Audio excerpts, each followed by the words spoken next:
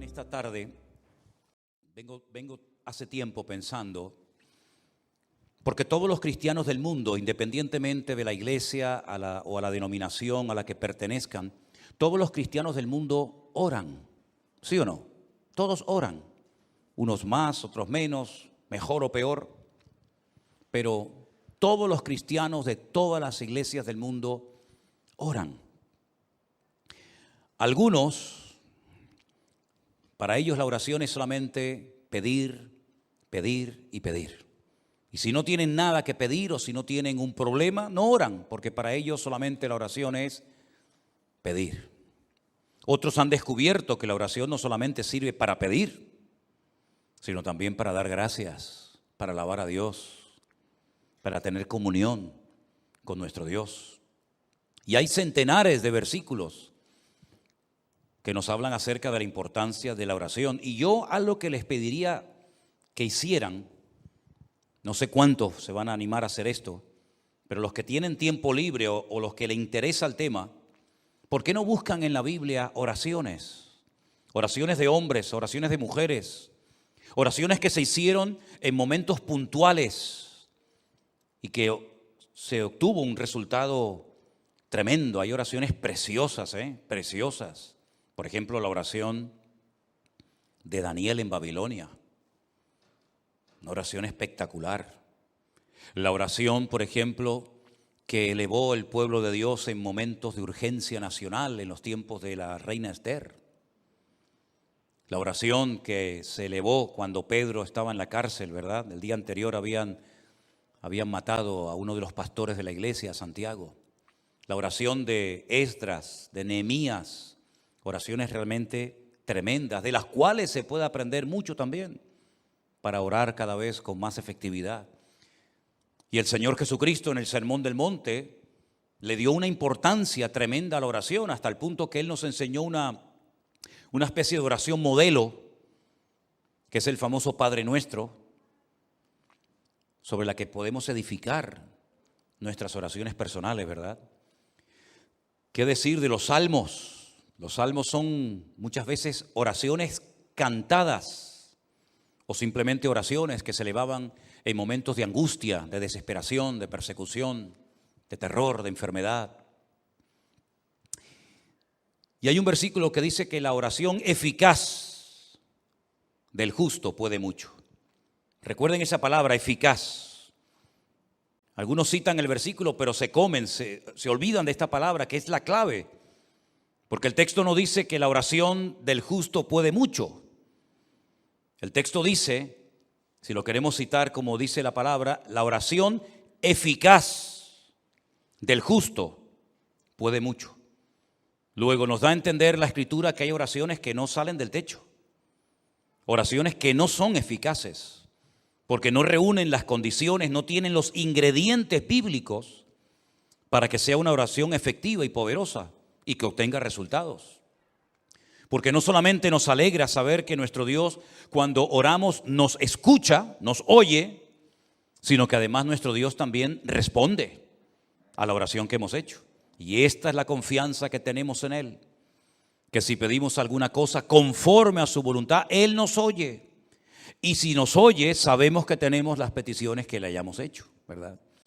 También dice la Biblia, y ustedes conocen esa palabra que dice, no reciben porque piden mal.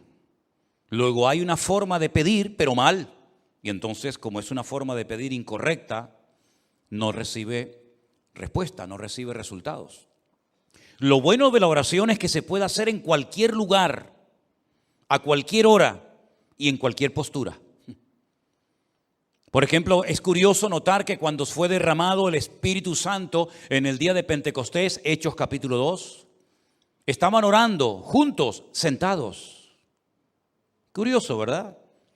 Uno se imagina que estarían seguramente de rodillas o tal vez de pie.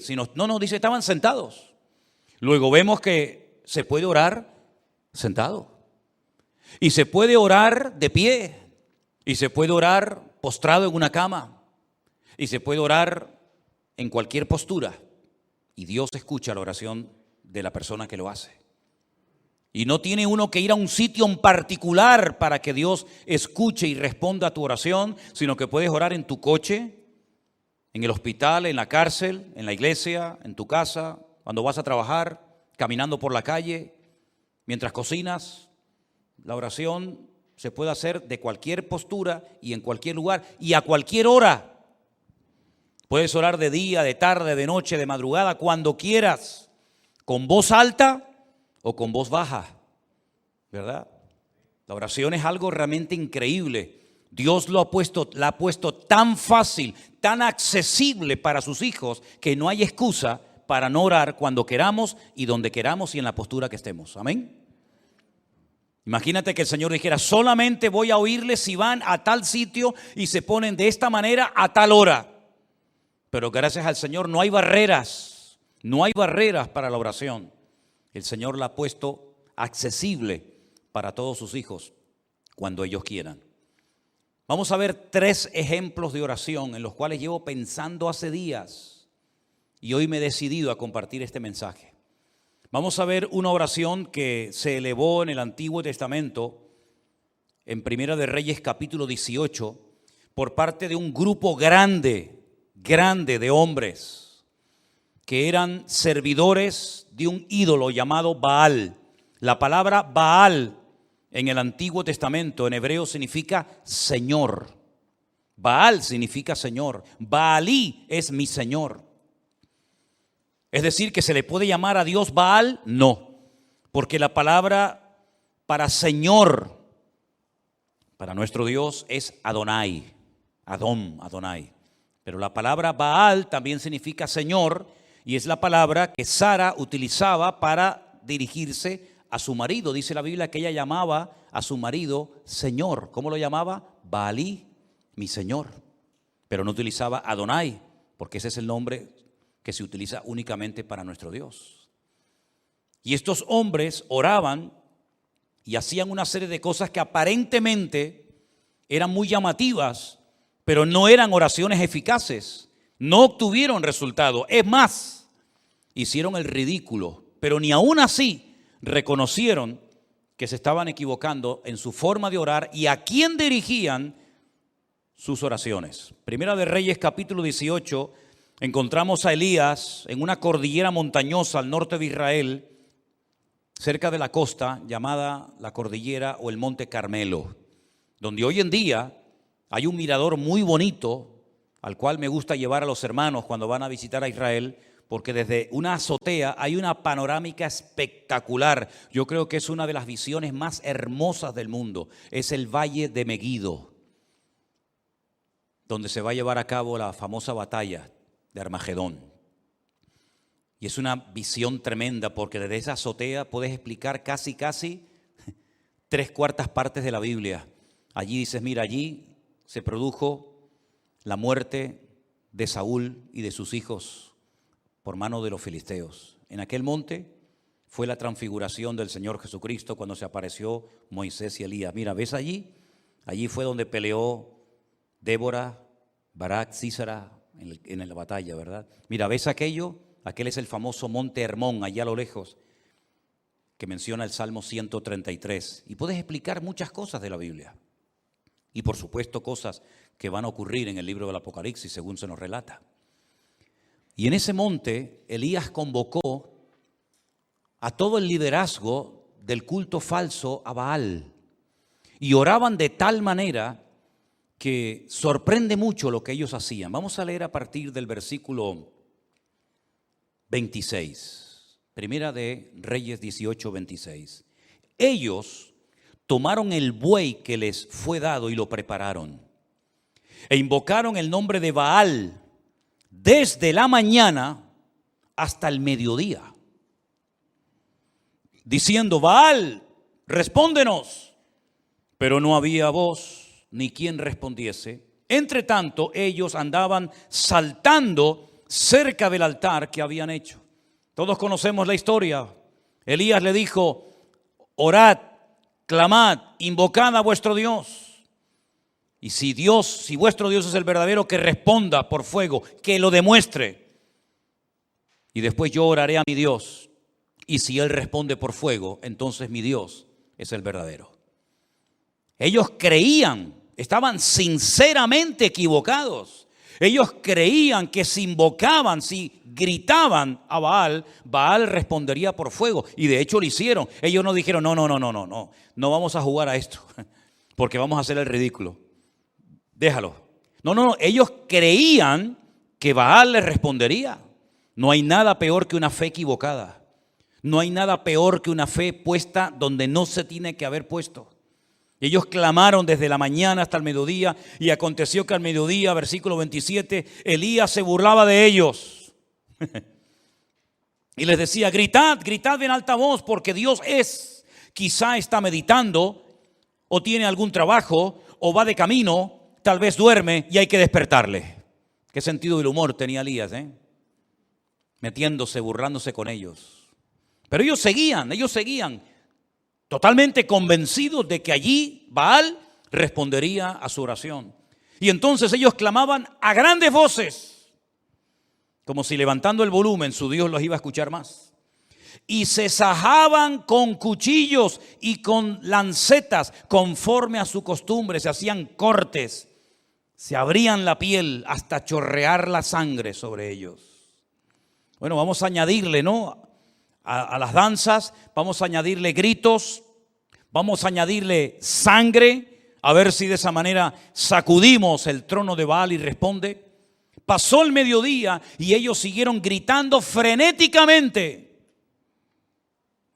hasta la hora de ofrecerse el sacrificio, pero no hubo ninguna voz, ni quien respondiese, ni escuchase. ¿Qué les parece? Ellos estaban totalmente convencidos de que sus gritos, todo lo que hacían, iba a demostrar que el verdadero Dios en Israel era Baal. Pero se equivocaron rotundamente, hicieron el ridículo. Y ese día en aquella cordillera, cuando el Señor respondió a la breve oración, sencilla y corta oración de Elías, que se tarda muy poco en hacerla, Elías aprovechó la oportunidad, la ocasión, para demostrarle al pueblo de Israel que el verdadero Dios era el Dios de Abraham, de Isaac y de Jacob. Y los degolló, a todos los degolló en aquel monte. Tremendo, ¿verdad? Dios respondió a la oración de su pueblo. Tenemos una oración muy breve, más que una oración, es como casi una especie de acción de gracias. Y es la que encontramos en el Evangelio de Juan capítulo 11. Cuando Jesús llega a la casa de Marta y de María y se las encuentra destrozadas porque su hermano Lázaro, el único hombre de la casa, ha muerto. Y el presente y el futuro de Marta y de María es terrible. Y no solamente porque tienen miedo, digamos, a su vida económica, sino que además, el Señor les ha fallado según ellas pensaban. Porque lo mandaron a llamar hacía días y no apareció. Ellas que se habían portado tan bien, que habían agasajado tan bien al maestro, que habían abierto su casa para que él comiera con sus discípulos y con toda la gente que siempre venía detrás del Señor. Y el único favor que le piden resulta que no se lo concede.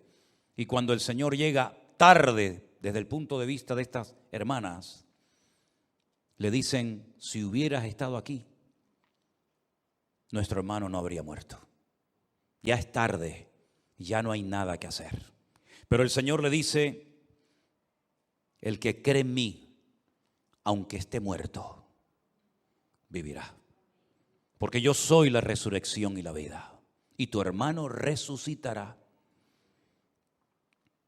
Cuando llegan al cementerio, el Señor dice en el verso 39, quitad la piedra. Quitad la piedra.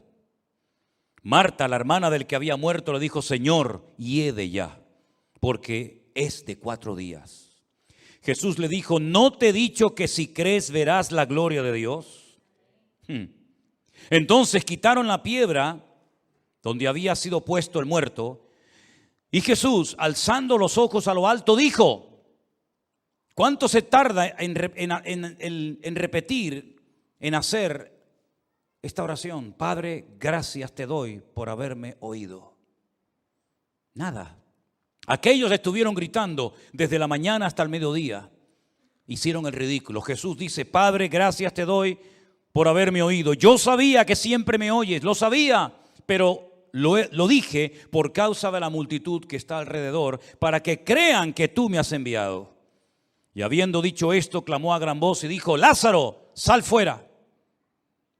Y el que había muerto salió atadas las manos y los pies con vendas y el rostro envuelto en un sudario. Y Jesús dijo: desatadle y dejadle ir.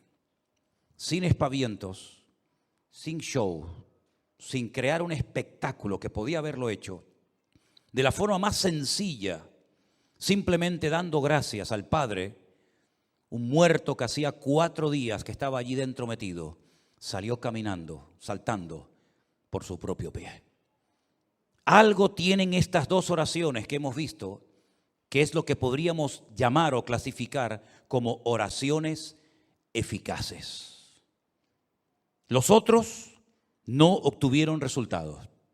Los otros perdieron el tiempo.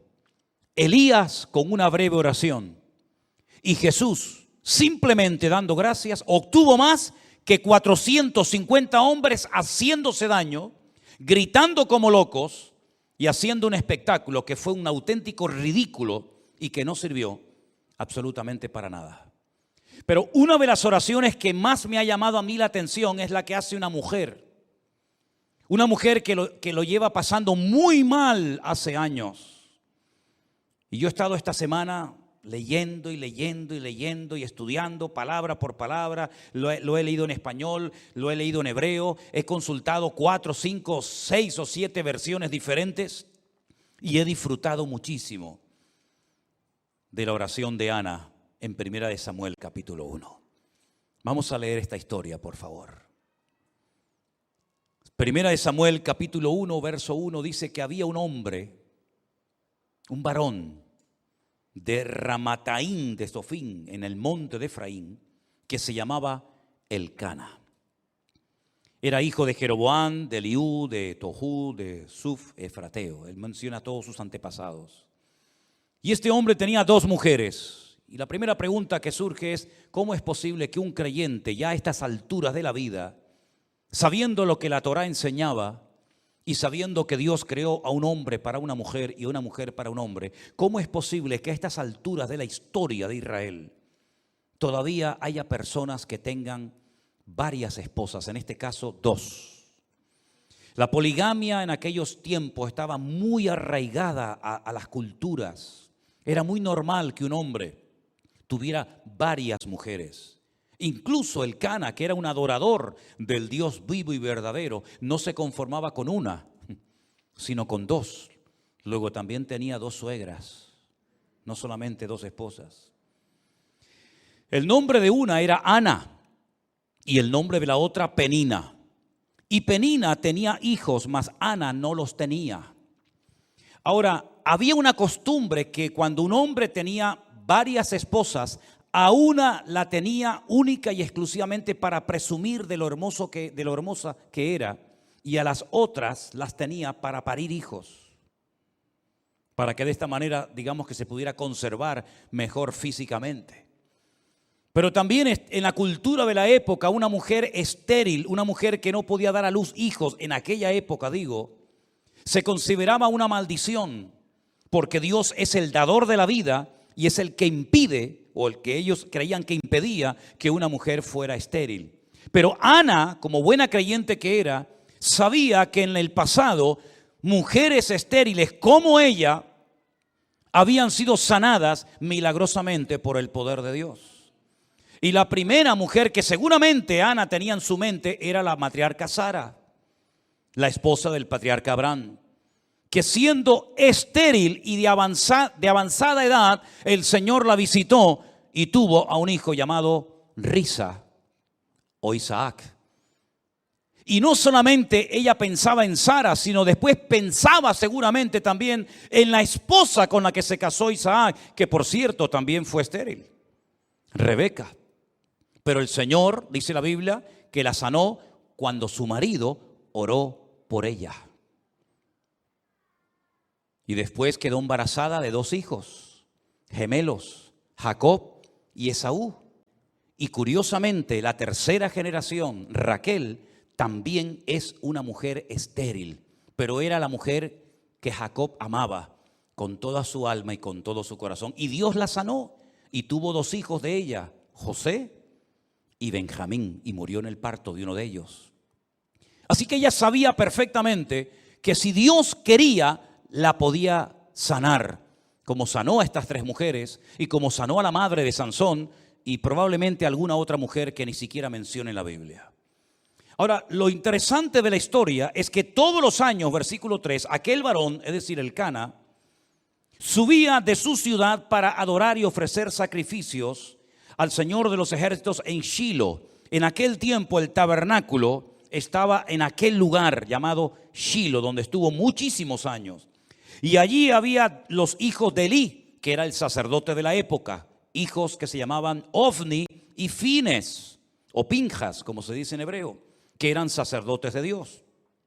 Cuando llegaba el día en el que Elcana ofrecía el sacrificio, le daba a Penina su mujer y a todos sus hijos y a todas sus hijas, a cada uno su parte. Pero a Ana, aunque Jehová no le había dado, a Ana le daba una parte escogida porque amaba a Ana, aunque el Señor no le había concebido tener hijos. Y su rival, Penina, escuchen, la irritaba, la enojaba y la entristecía, porque el Señor no le había concedido tener hijos. Todos los años la misma historia.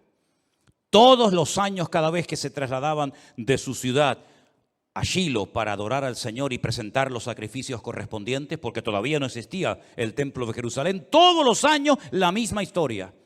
La otra se reía, enfadaba, se burlaba, pinchaba, irritaba a Ana. Todos los años la misma canción. ¿Cuántos años estuvo así? No lo sabemos. Pero dice que lo hacía cada año cuando subían a la casa de Dios, la irritaba así, por lo cual Ana lloraba y no comía. Alguien diría hoy en día que estaba en depresión. Todo el día llorando y sin ganas de comer, depresión seguro. Y ahora resulta que el cabeza del hogar, el responsable de la vida de ese hogar, su marido, Elcana, le hace varias preguntas a su esposa. La primera, ¿por qué lloras? ¿Por qué no comes? ¿Y por qué está afligido tu corazón? No se entera de nada. ¿Tú no sabes por qué llora tu mujer? ¿Tú no sabes por qué está sin ganas de comer? ¿Tú no sabes por qué lo pasa mal? Como si fuera algo imposible de conocer. Si es un secreto a voces. Tu mujer lo está pasando mal y tú no haces nada para ayudarla. Tú no oras por ella. Dice la Biblia que Isaac oró por su mujer y Dios la sanó.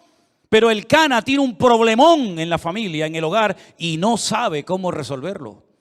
Y no hay nada peor que un hombre en una casa ciego y sordo espiritualmente hablando, que no sabe cómo resolver los problemas espirituales de su hogar, que no sabe cómo actuar como un hijo de Dios y que lo único que sabe es ¿por qué? ¿Qué te pasa? ¿Por qué estás todo el día llorando? ¿Por qué no quieres comer?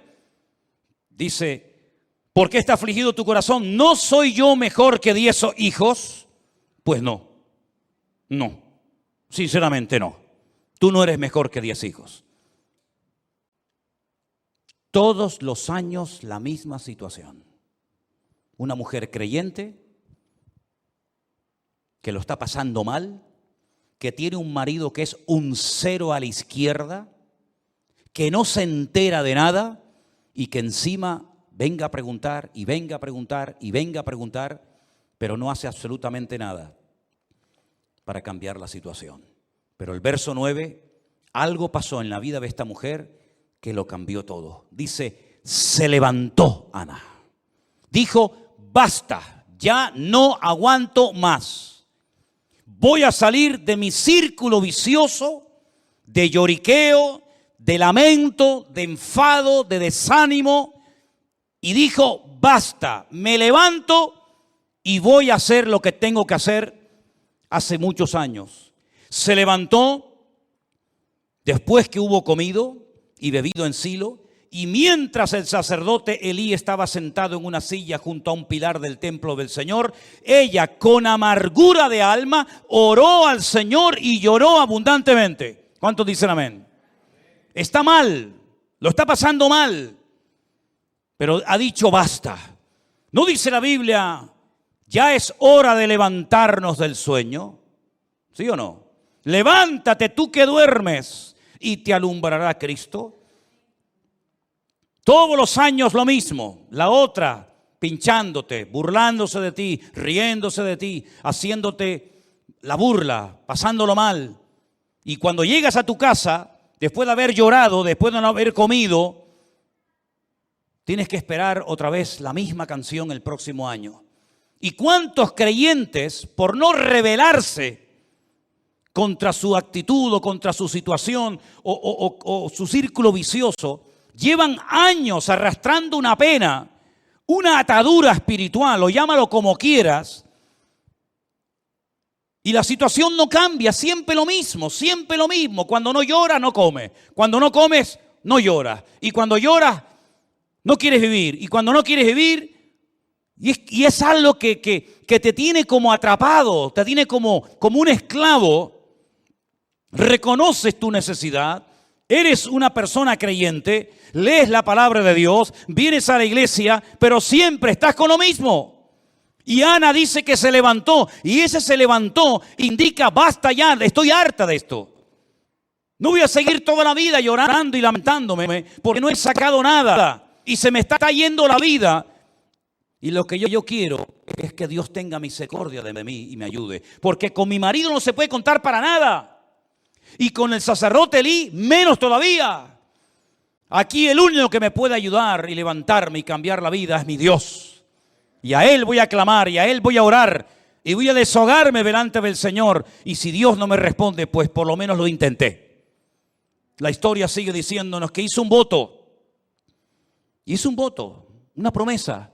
Le dijo a Dios, Dios de los ejércitos, si tú te dignares mirar a la aflicción de tu sierva y te acordares de mí y no te olvidares de tu sierva, sino que me dieres un hijo varón, yo lo dedicaré al Señor todos los días de su vida y no pasará navaja sobre su cabeza. Ese era un voto de nazareo, una persona consagrada solamente para el Señor. Mientras ella oraba largamente delante del Señor, Elí la estaba observando y veía que se le movía la boca. Pero Ana hablaba en su corazón. Solamente se movían sus labios y su voz no se oía. Y Elí la tuvo por ebria. Tiene menos discernimiento que un mosquito este hombre. Si el marido era un inútil con el cual no se podía contar para nada, con Elí menos todavía. Porque supuestamente este es el hombre de Dios. Supuestamente este es el sacerdote. Supuestamente este es el varón de Dios que está ahí para ayudar a la gente. Peor todavía. Piensa que está ebria, piensa que está borracha. No grita frenéticamente como aquellos en el Monte Carmelo. No está haciendo allí un show y un espectáculo que no sirvió para nada, sino que está orando una oración poderosa, pero que nadie oyó. Porque dice que movía su boca, pero donde ella hablaba era con su corazón delante del Señor. Luego aquí hay un secreto, que no hay que pegar voces para que Dios te oiga. Porque Dios no está sordo. A los sordos hay que hablarle fuerte, porque si no los pobrecitos no te oyen. Pero a nuestro Dios no le grites, porque a Dios no se le grita. A Dios se le habla con respeto. Y Dios escucha la oración, aunque apenas se oiga. Y aunque a esta pobre mujer la tengan por ebria. Entonces ella le dijo, versículo 14, entonces le dijo Elí, ¿hasta cuándo estarás ebria? Digiere tu vino. Y Ana le respondió diciendo, no, Señor mío, yo soy una mujer atribulada de espíritu. Fíjate en la condición que está orando, está amargada, está atribulada, está hecha polvo, está depresiva, está amargada, está mal, pero ora. Que nada te impida orar al Señor, que tu pena, tu tragedia, tu dolor, tu herida, que no te impidan elevar tu oración a Dios. Porque desde la angustia invoqué al Eterno y el Eterno me respondió, dice la Biblia. Aleluya. Dice, no he bebido vino ni sidra, sino que he derramado mi alma delante del Señor. ¿Cuántos dicen amén? Gloria a Dios. Ahí está la clave. Ahí está el secreto. Derramó su alma delante del Señor. No tengas a tu sierva por una mujer impía, porque por la multitud de mis congojas y de mi aflicción he hablado hasta ahora. Ahora, a mí me llamó la atención el término que ella utiliza. Miren que he leído versiones, y en ninguna versión, por lo menos en español, dice o se traduce lo que dice en el texto hebreo. Aquí dice: no tengas a tu sierva por una mujer impía.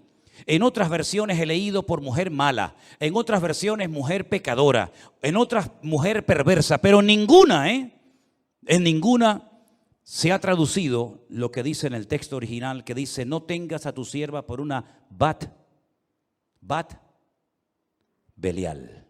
La palabra bat en hebreo significa hija, y Belial es un nombre que recibe Satanás en la Biblia. ¿Dónde lo encontramos en el Nuevo Testamento? No os unáis en yugo desigual, porque ¿qué comunión tiene la luz con las tinieblas? ¿O qué comunión tiene Cristo con Belial, con Satanás? Ella está diciendo: yo no soy una hija de Satanás. Aquí lo han traducido por mujer impía, pero realmente dice: yo no soy una hija de Satanás. Y entonces él le responde: ve en paz, y el Dios de Israel te otorgue la petición que has hecho. Aquí hay algo muy interesante que tengo que parar un momentito para explicarlo. Ella dice: yo no soy una bat Belial, yo no soy una hija de Satanás. Pero pasen la página y en el capítulo 3, capítulo 2, versículo 12, 2, versículo 12. Los hijos de Elí eran hombres impíos. Benei Belial. Tus hijos sí que son hijos de Satanás, pero yo no soy una hija de Satanás. Aquí le manda un mensaje subliminal al sacerdote diciendo: tú a mí me confundes, tú a mí me tomas por una hija de Satanás. Los hijos de Satanás son tus hijos, que lo dice aquí en el capítulo 2, versículo 12. Los hijos de Elí eran hijos de Satanás y no tenían conocimiento del Señor. Me impactó mucho, por lo menos a mí, mientras estudiaba y preparaba este mensaje para el día de hoy. En el peor momento de la historia de Israel, cuando hay una corrupción moral y espiritual sin precedentes, esta mujer se pone en pie y dice: basta. Cuando el sacerdocio es un desastre, incluso dice la Biblia que había en aquella época, en aquella generación, falta de conocimiento del Señor y escaseaba la palabra, dice otro texto. En aquel tiempo de bancarrota espiritual, de crisis nacional, se levanta esta mujer y dice: basta, y se pone a orar y clama delante de Dios y cambia el rumbo de la historia de su país. Porque algo que Dios ha hecho a lo largo de la historia es, en el peor momento político, económico y espiritual de un pueblo, es cuando Dios levanta a un Salvador, a alguien, para que marque una diferencia y le indique al pueblo de Dios por dónde tiene que ir y por dónde no tiene que ir. Lo hizo en Egipto. Dios levantó a un preso, a un esclavo llamado José, un hombre que ni sus hermanos carnales querían, de hecho lo querían matar, y milagrosamente fue protegido por el Señor en el peor momento de la historia, cuando no hay esperanza, cuando hay sequía, cuando hay miseria, cuando hay hambre, cuando no hay posibilidad alguna. Dios levanta en medio de la crisis mundial a un hombre llamado José, que gracias a él millones de personas en aquella época salvaron su vida de la muerte. En el peor momento, cuando Jerusalén estaba siendo sitiada por las tropas enemigas del rey Nabucodonosor, Cuando los reyes eran corruptos, cuando el templo era una cueva de ladrones, cuando no había palabra de Dios, cuando había falsas profecías, cuando había manipulación de la palabra, cuando venían y enseñaban palabra que no era inspirada por Dios, creando una falsa expectativa en el pueblo, Dios levantó a un profeta llamado Jeremías que le dijo al pueblo durante 40 largos años lo que tenían que hacer y lo que no tenían que hacer. Dios levantó un hombre de Dios tremendo en medio de la peor corrupción moral y espiritual y en medio de la peor tragedia que jamás había vivido Israel hasta entonces, como fue la destrucción del templo de Jerusalén, siendo llevados cautivos a Babilonia. Allí Dios levanta a un hombre llamado Daniel que le dice al pueblo lo que tienen que hacer y lo que no tienen que hacer. Cuando el peor imperio de toda la historia de la humanidad, un imperio corrupto, sin piedad, sin misericordia, que mataba a la gente por cualquier cosa, el imperio romano, cuando el pueblo de Israel estaba con la soga al cuello, oprimido, pagando tributos que era imposible poder pagarlos, Dios levantó un Salvador, que fue nuestro Señor Jesucristo, en medio de la peor crisis histórica y política y espiritual de la historia de la humanidad. Y por eso el anticristo, imitando lo que Dios ha hecho, en el peor momento de la historia de las naciones, cuando todo esté destrozado, sin esperanza, sin solución, cuando el dinero no valga nada, cuando una barra de pan costará el sueldo de todo un día de trabajo, es cuando se levantará el famoso anticristo para ofrecerle al mundo paz y seguridad. ¿Qué te parece?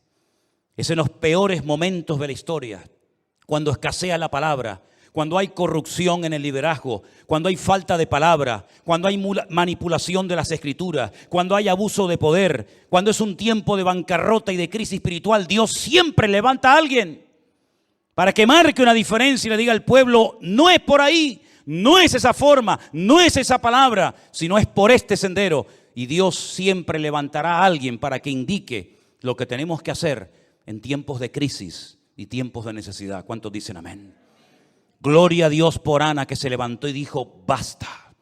Porque si ese año, con sus llantos, con sus lamentos, con su irritación, con su enfado, con su depresión, si hubiera vuelto otra vez a Ramataín, donde vivía Elcana y la otra, hubiera sido siempre lo mismo, y la historia se hubiera perdido al hombre que marcó una diferencia en la historia de Israel como yo creo como ningún otro.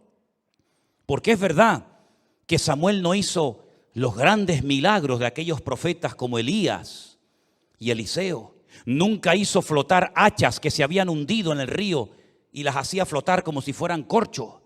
Nunca resucitó muertos ni limpió leprosos, como por ejemplo en el río Jordán fue sanado de la lepra de Naamán. Nunca hizo milagros espectaculares, pero Samuel entendió el corazón de Dios como nadie. Fue ese eslabón entre los jueces que ya no servían y entre esa futura monarquía que iba a llevar al país a una profunda depresión y a una crisis sin precedentes. Fue un hombre que marcó una diferencia y que siempre tuvo palabra de Dios específica para los hombres que querían agradar al Señor en aquella época. Fue el que preparó a muchos profetas que luego ayudaron a los reyes, ¿verdad?, como consejeros en el palacio, aquella escuela de profetas que estaba, por ejemplo, en Jericó. La historia se hubiera perdido a un gran varón de Dios si aquella mujer no hubiera dicho, basta, basta del llanto, basta de lamento, basta, no dependas de ningún hombre, no dependas de nada ni de nadie, depende solamente de Dios, hermano y hermana. Mientras dependas de alguien, eres esclavo de ese alguien. Pablo dijo, o mejor dicho, el Señor dijo a través de la pluma de Pablo, cuando alguien es vencido por alguien, se hace esclavo de ese alguien. Y no te olvides nunca que el que paga, manda. Y a nosotros quien nos paga y quien nos sustenta, es el Señor es mi pastor y nada me faltará. Le dije a los pastores en Milán, si ustedes tienen miedo a hablar claramente la palabra de Dios en vuestros púlpitos, por miedo a que se marche la gente y perdáis vuestro sueldo, vosotros no servís para estar en el ministerio. A este nivel de mensaje les estuve predicando a los pastores el otro día. No sé si alguna vez me volverán a invitar, pero me da exactamente igual. mientras dependamos de algo o de alguien, cuando ese algo o alguien nos falle, nuestra vida será un desastre. ¿Cuántos años dependió Ana de Elcana? Le solucionó los problemas reales Elcana a su mujer Ana. Lo único que le daba era, bueno, de vez en cuando le tiraba un hueso, ¿no? Dice que de vez en cuando le daba una parte escogida. Toma, Ana, para que te conformes un poquito ahí de comida. Pero el problema real nunca supo solucionarlo, porque un hombre que no es de Dios no puede ser tu guía y tu sustentador y la persona que te cubra espiritualmente hablando. Elcana era un religioso que iba todos los años a Shilo a adorar a Dios, pero nunca supo solucionar el problema que tenía en su casa, que era una mujer deprimida. ¿Y por qué no supo solucionarlo? Porque las personas que no tienen una íntima comunión con Dios son ciegos, son torpes y no saben cómo resolver algo porque no tienen las herramientas espirituales para poder solucionarlo. Ella dijo, yo no voy a depender de mi marido, yo no voy a depender del sacerdote Elí, ni de sus hijos que son un desastre. Yo voy a clamar a mi Dios. Y clamó de una forma tan diferente, clamó de una forma tan profunda que no tenía fuerzas ni para abrir la boca. Pero el Señor oyó su clamor y al año siguiente Ana tuvo un gran gigante de la fe llamado Shemuel, que significa aquel que oye o que fue oído por nuestro Dios. ¿Cuántos dicen amén? No sé cuál es tu necesidad, no sé cómo es la situación espiritual de tu hogar, pero lo que sí sé es que el Dios que oyó el clamor de Ana es nuestro Dios. Y cuando estés en crisis, cuando estés en necesidad y en angustia, hagamos lo que nos dijo el Señor Jesucristo. Entra en tu aposento, cierra la puerta y tu Padre que te ve en lo secreto te recompensará en público. Eso fue lo que hizo Ana. El marido hacía todo para que la gente lo viera. El cordero, la cabra, el buey, el sacrificio, siempre era todo a la vista de los demás. Pero esta mujer descubrió el secreto de estar en intimidad con Dios, en la privacidad con Dios. Nadie oyó su oración. Es más, aquel que tenía que apoyarla espiritualmente hablando, la tuvo por ebria. Y le tiene que dar una explicación ella al sacerdote, en vez del sacerdote ministrarle a ella. Pero es que así era aquella época. Falta de conocimiento. Un niño, el de ella, Samuel de pequeño, oía mejor la voz de Dios que el mismo sacerdote, que estaba ya tan cansado y estaba tan desgastado por fuera y por dentro, que ya estaba sordo a la voz de Dios. Estamos viviendo en una época de crisis moral, espiritual, de abusos o de abuso de poder.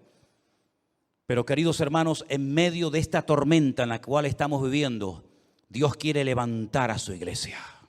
Dios quiere levantar a su pueblo para que este mundo sepa que hay esperanza cuando clamamos con toda nuestra alma y con todo nuestro corazón a nuestro Dios. Si ustedes observan y analizan la historia de la iglesia en su conjunto, en las últimas décadas, los últimos 30 o 40 años, prácticamente hoy en día, de aquellos grandes evangelistas, de aquellos grandes y famosas estrellas del evangelio, no queda en pie ni uno. Y es que estamos viviendo en una época en la que Dios a quien quiere levantar es a su iglesia. Y que su iglesia a su vez levante su nombre ante la presencia del Señor. Ese es el objetivo que tiene que tener el Señor con nosotros. Encontrar Anas, encontrar hombres y mujeres que sepan clamar. Y ya les he dicho que para clamar a Dios no hace falta hacer show, ni espectáculo, ni levantar la voz a grito como si Dios fuera sordo, sino simplemente, como dice aquí, estoy derramando mi alma delante del Señor, estoy desahogándome en la presencia de mi Dios. Y aunque tú no me entiendas, aunque mi marido no me haga caso, aunque tú te rías de mí, aunque creas que estoy borracha, aunque la otra se meta conmigo, me da igual. Ella salió de su círculo vicioso y puso su mirada única y exclusivamente en Dios. Y dice la Biblia: si habéis resucitado con Cristo, poned la mira en las cosas de arriba, no en las de la tierra, porque allí es donde está la respuesta a todas nuestras necesidades y peticiones en el nombre del Señor. ¿Cuántos dicen amén? Cierra tus ojos en esta noche ahí donde estás, mi querido hermano. Es tiempo de levantarnos y actuar. Es tiempo de rebelarnos en contra de toda opresión diabólica. Es tiempo de cambios. Es tiempo de que la iglesia se levante como el gigante de Dios en la tierra y haga retroceder a las mentiras que el diablo ha esparcido por las naciones de la tierra.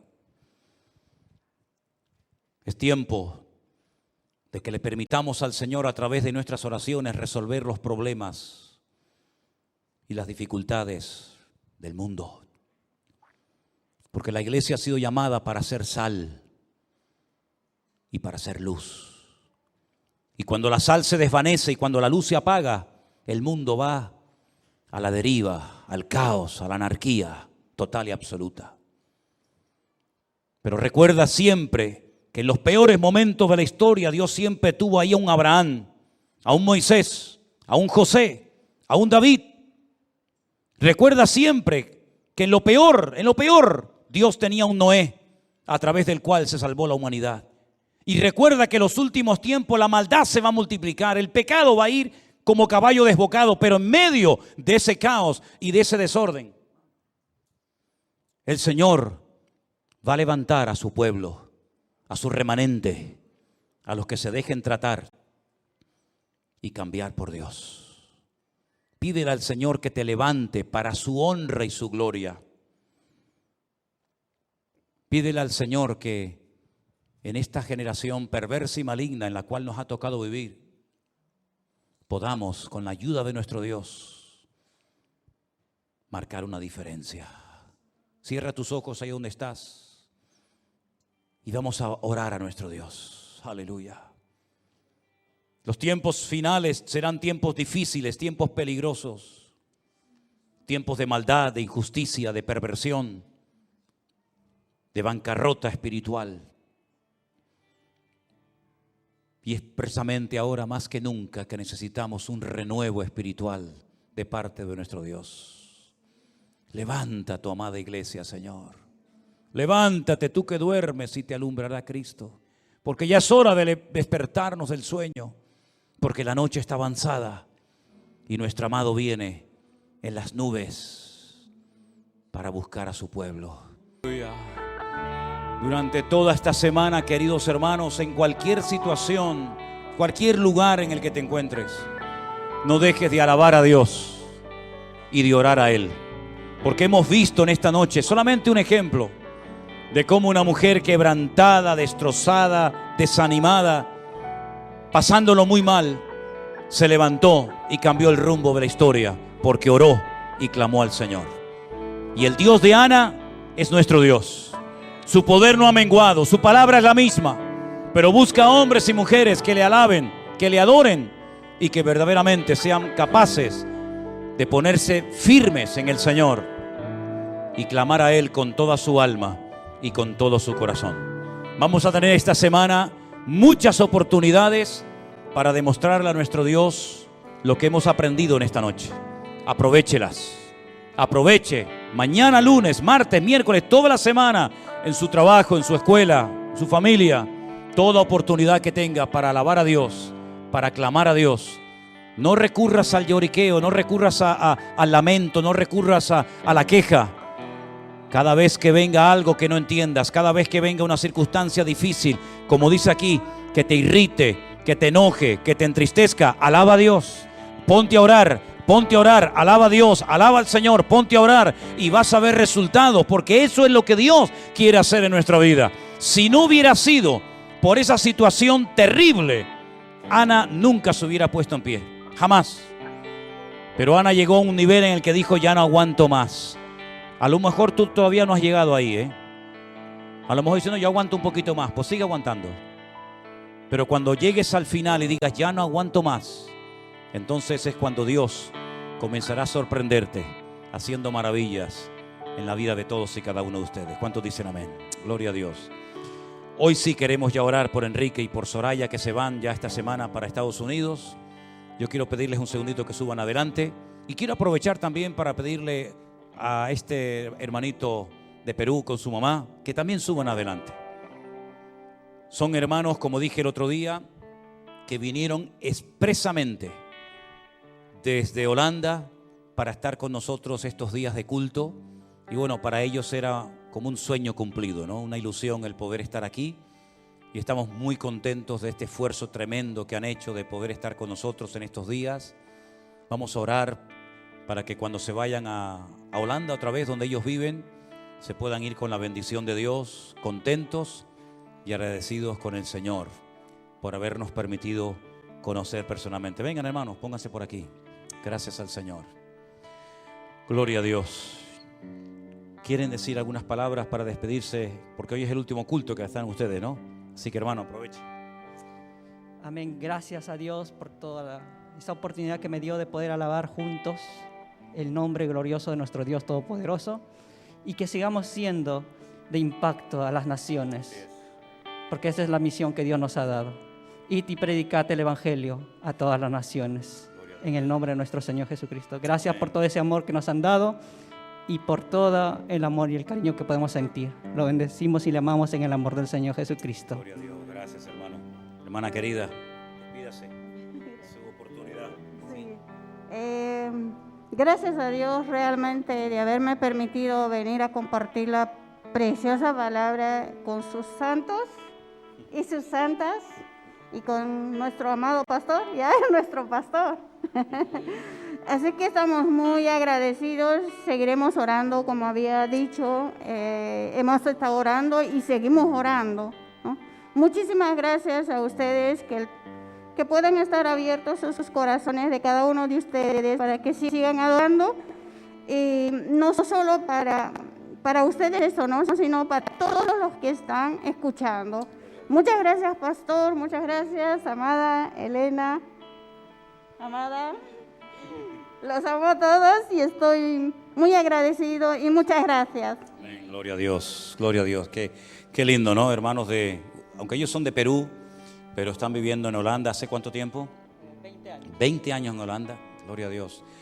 Pues ellos nos han conocido a través de las redes sociales y sintieron en su corazón venir para estar aquí con nosotros en estos días. Y la verdad que a mí todo esto me impacta tanto, ¿no? Porque hermanos que no conocíamos personalmente, que hayan sentido en su corazón, como otros que han venido a veces de Estados Unidos, de Francia y de otros lugares, para estar aquí en la iglesia con nosotros, realmente es algo muy, muy impactante, de lo cual tenemos que aprender mucho, todos y cada uno de nosotros, de verdad. Estaremos orando ahora por ellos, y también nuestro hermano Enrique y su esposa Soraya salen esta semana para los Estados Unidos, donde van a estar viviendo, y bueno, yo quiero que ellos se despidan y también vamos a orar por ellos para que el Señor los guarde en este viaje. Enrique. Que hable ella primero. Dios los bendiga, hermanos. No quiero pensar que es la última vez. Afortunadamente está la iglesia virtual. Ya estuve en la iglesia virtual 3 meses, principio de este año, cuando estuve en Miami. Es una iglesia muy organizada, muy ordenada. Se asiste al culto, pero también está la noche de oración, también está la noche de la vida cristiana, también está la noche en que la reunión que se hace con hombres y mujeres, entre parejas también. Entonces, no voy a llorar, no voy a llorar, porque sé que voy a poder estar con la iglesia a través de la iglesia virtual. Y también sé, pastor, y su señora esposa, la hermana Elena, sé que Dios mediante vamos a poder vernos en los meses de abril y mayo, tengo entendido, ¿no? Espero, mayo y junio, espero poderlos ver, y ojalá nos vemos en Orlando y en Miami, si es posible. Así sea, así es la voluntad de Dios, ¿verdad, Enrique? Sí, y la verdad que yo quisiera dar gracias a la familia pastoral, a todos, y a toda la iglesia por el acogimiento que hemos tenido aquí en la iglesia. No voy a decir nombres porque a lo mejor se queda uno detrás y después es el problema, ¿no? Y la verdad que nos hemos sentido muy bien, muy, ¿cómo decirlo? Han sido todos tan amables. Y en la oración, en la predica que estaba dando, en la enseñanza que estaba dando usted hoy, yo me acordaba de una oración muy grande que en la Biblia, que siempre mi esposa y yo la llevamos, como digo yo, pegada, que está en Primera de Crónicas, capítulo 4, versículo 10, que es la oración de Jabez. Y Jabez oraba al Señor y le decía: Señor, bendíceme y extiende mi territorio y aparta de mí al enemigo para que no me dañare ni me hiriere, ¿no? Y el Señor lo bendijo y le concedió todo lo que él quería, ¿no?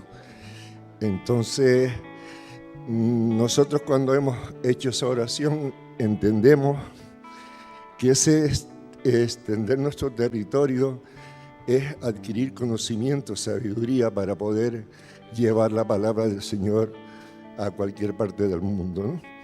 Y ahí estamos. No me quiero despedir, quiero decirle un hasta luego, si puede ser. Me emociono mucho porque ha sido una estancia de 2 años muy buena. Ay, Señor, gloria a Dios.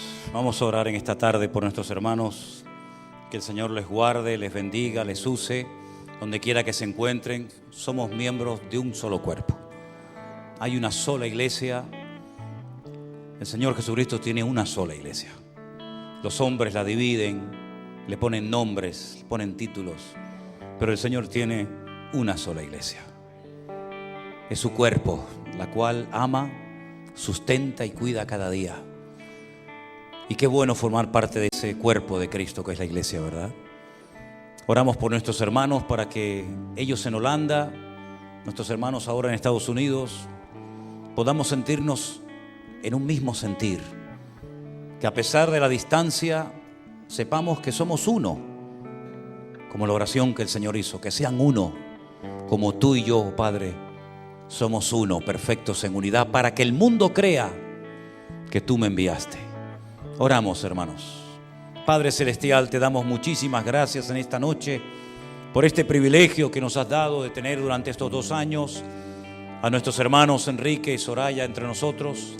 Ahora pedimos que los guardes en esta nueva etapa de su vida, que tú los bendigas, que los protejas, que vayas delante de ellos abriendo camino y que tú, Señor, proveas todo lo necesario para que ellos puedan ubicarse en ese nuevo territorio donde te van a servir, te van a honrar.